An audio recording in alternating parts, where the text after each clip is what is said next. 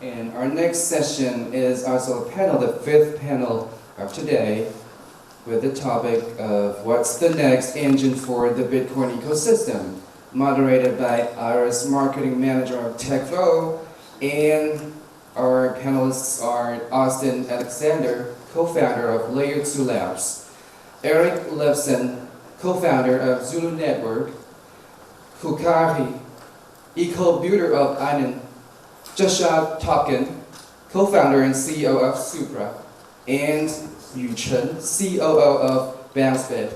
Thank you and welcome.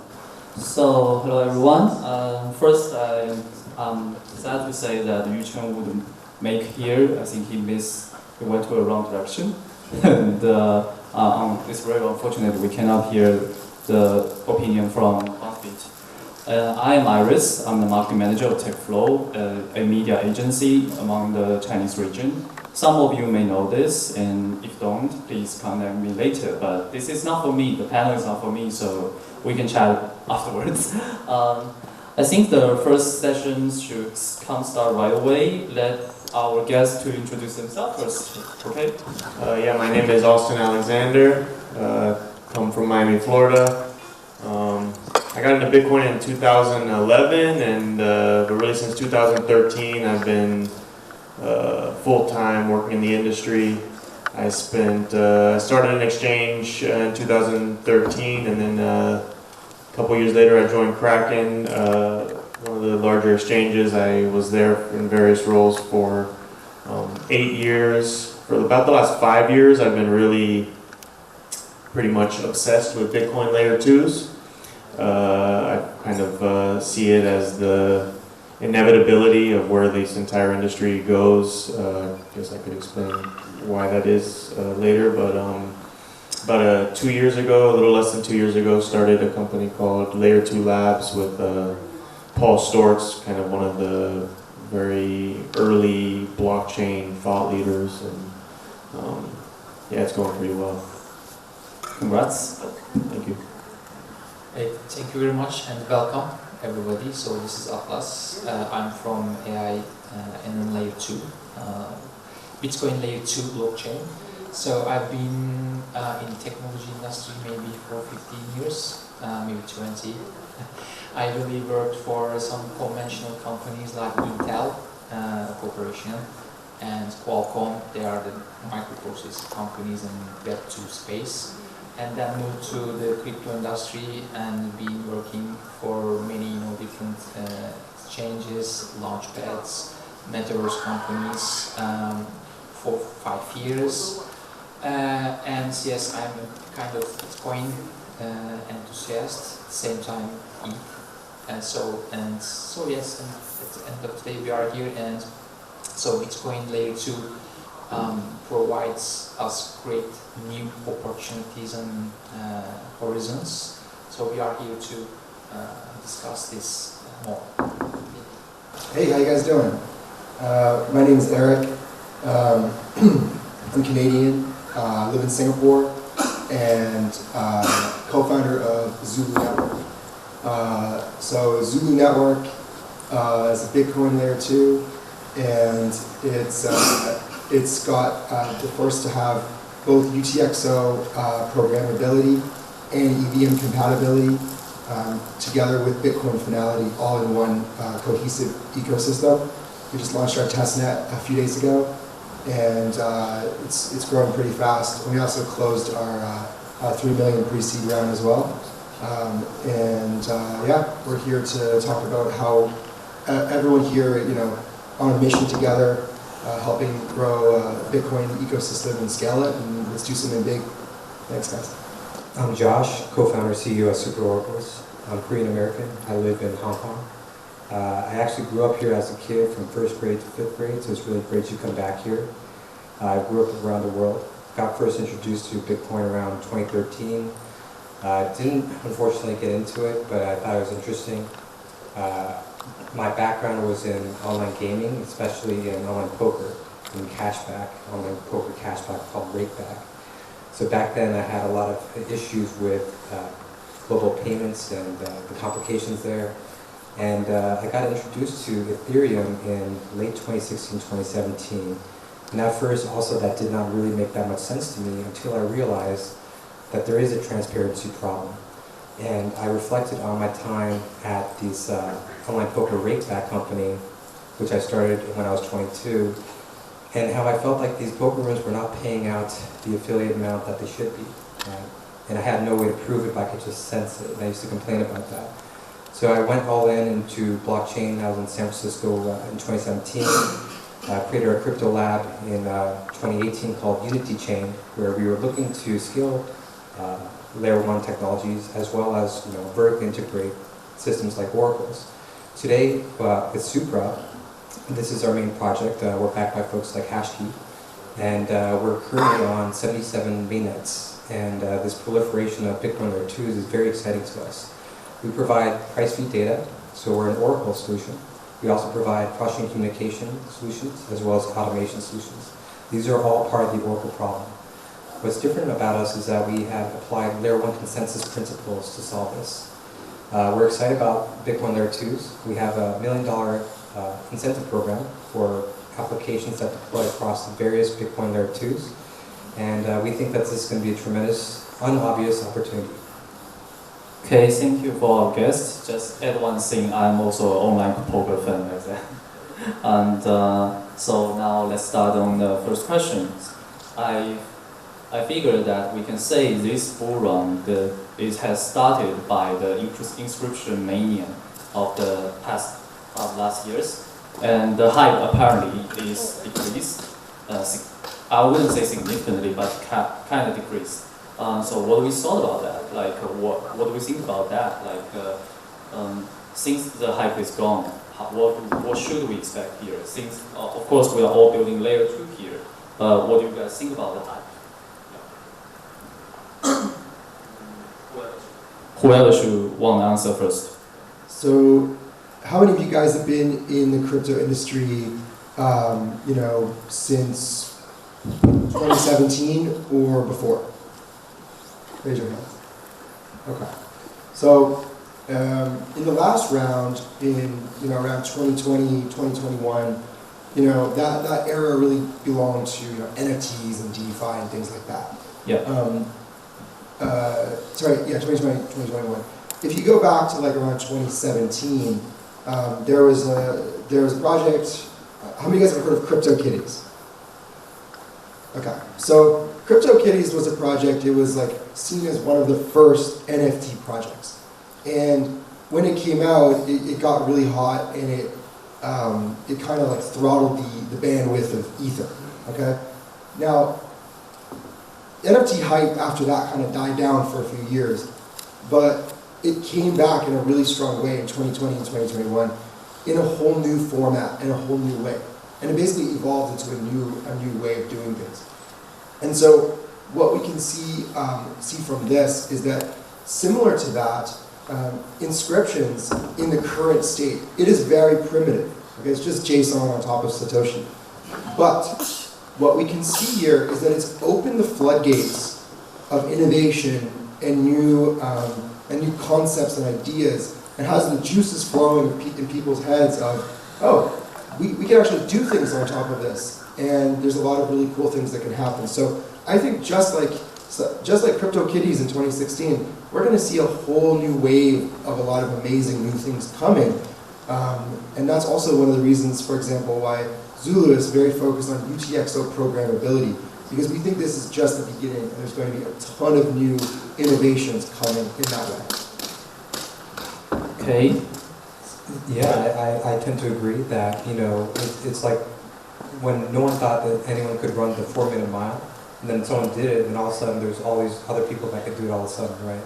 So similarly, I think, this will open up inspiration to do interesting things in novel ways. There may be a limited scope, but with different combinations of bridging technologies and whatnot, I think there's just open innovation here that otherwise we didn't expect was there. I see. And other two guests, do you have any? Well, I mean, the whole Ordinal's inscription phenomenon started like basically a year ago or less. I don't think it's really enough time to say that things have peaked. You know, the hype surrounding that, maybe it has peaked, but there's for sure new hype cycles coming, and the kind of global macro environment right now is looking very healthy for Bitcoin and really just like any hard assets in general.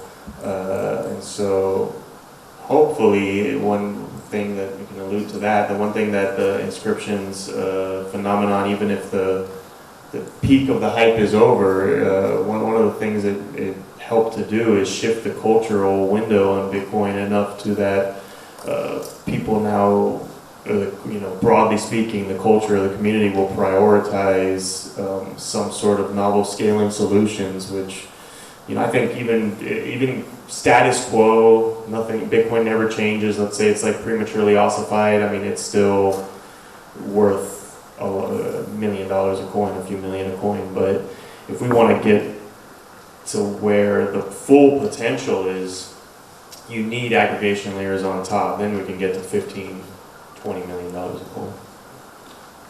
And so I totally agree with my friends actually, and they have explained very well. So I approach this inscription stuff like an NFT. So just 2 years ago, we assumed that Bitcoin is always about cryptocurrency, but now we see that there is great opportunity coming through the BRC20, and just we have realized how hyped or sats have been. Yes, so there are some inscriptions like in Ethereum space, which represents the hype only, and they are going to fade away. And also there are so many different use cases which have been built on BRC20 and inscription, which brings some real value and use cases. So what we see in the future is that we have in the NFTs and utilities. So the project should have the same structure at the end in order to make this not only hype objects and facts, but also more usable projects moving forward in our lifestyle. So we have just started to see layer 2 Bitcoin, and for example, and from AI and on layer 2, we have just established our mainnet, and the TVL has boosted to $600 million, and we have more than 100 dApps on the chain. So, so the more meaningful and really use cases that we see, then it will make more sense, and the projects and the tokens and the inscriptions will be more valuable at the end of the day. So to sum up, it's just being more patient. I mean, everything's just beginning, right? Like this is a new wave, and we don't know what's going on later. But we shouldn't say that with the hype has gone, that means like anything has gone. It's just started. So my second question goes to since I just said that people are more focusing on the price of Bitcoin, while when we were thinking about the ecosystem, it's rarely we hear people to praise the extensibility or the possibility of the BTC ecosystem. Like when people hear about Solana, they think about high performance. When they hear about, Terra nowadays, they hear about the markets, the hype. Of course, when they say here Avalanche, we hear loads of meme and how high the foundation has been gone. Like this is why, since we all know this is I wouldn't say it's a problem for Bitcoin, but since I came from media and when we were doing marketing for BTC ecosystem, we will always struggle to find the best narrative besides the Bitcoin itself for the BTC ecosystem. So I wonder how you four gentlemen think about that. Well, the price is the most important thing. It's yeah, it's true. By far the most important metric. If you're looking for some, various hype thing to latch onto for media article or whatever else, of course you're going to find that in the competitors. anything that's not number one has to be doing something, changing something in order to try to get the attention and usurp number one. Bitcoin's always going to be number one. It's going to stay number one. It's going to be, in fact, everything else is probably doomed.